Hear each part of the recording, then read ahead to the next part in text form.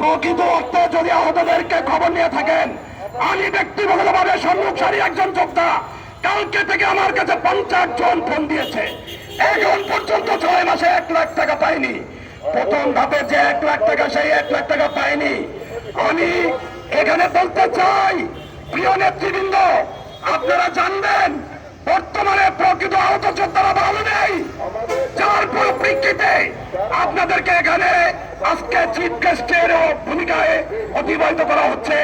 আপনাদের এখানে জানানোর জন্য প্রকৃত আহত যোদ্ধাদের গ্রামে অঞ্চলে যেসব আহতরা এই স্বৈরাচার হাসিনাকে বিতাড়িত করার জন্য প্রকৃত অর্থে সামনে সারিতে ছিল, তারা ভালো নেই, ভালো নেই, ভালো নেই।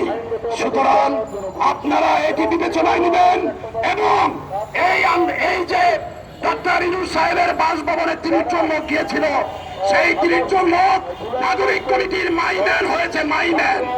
এই মাইম্যানদের নিয়েই যত সমস্যা। যারা কথা বলে তাদেরকে দমিয়ে রাখতে চায়, যারা অদূদেরকে নিয়ে কাজ করতে চায় তাদেরকে দমিয়ে রাখতে চায়। আমরা এই অদূদের কষ্ট বুঝি, প্রপারলি গুলি খেয়েছি, রাজপথে দেখেছি, কতগুলো প্রোগ্রামের হেডলাইন দেখেছি।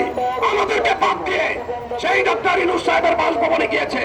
এই বিষয়টি খতিয়ে দেখবেন, এর পিছনের কারণটি খতিয়ে দেখবেন। সুতরাং প্রিয় নেতৃবৃন্দ, আপনাদেরকে অনুরোধ করে এই আহতদের পাশে দাঁড়ানোর অগ্রণী ভূমিকা সামনে রেখে আমি আমার সংক্ষিপ্ত বক্তব্য শেষ করছি। পরবর্তীতে আহতদের, প্রকৃত আহতদের যদি পরিপূর্ণভাবে তাদের খোঁজ খবর না নেওয়া হয়, বৃহৎ কর্মসূচিতে যেতে বাধ্য হব। ধন্যবাদ সবাইকে। আসসালামু আলাইকুম। ধন্যবাদ ইমন ভাই।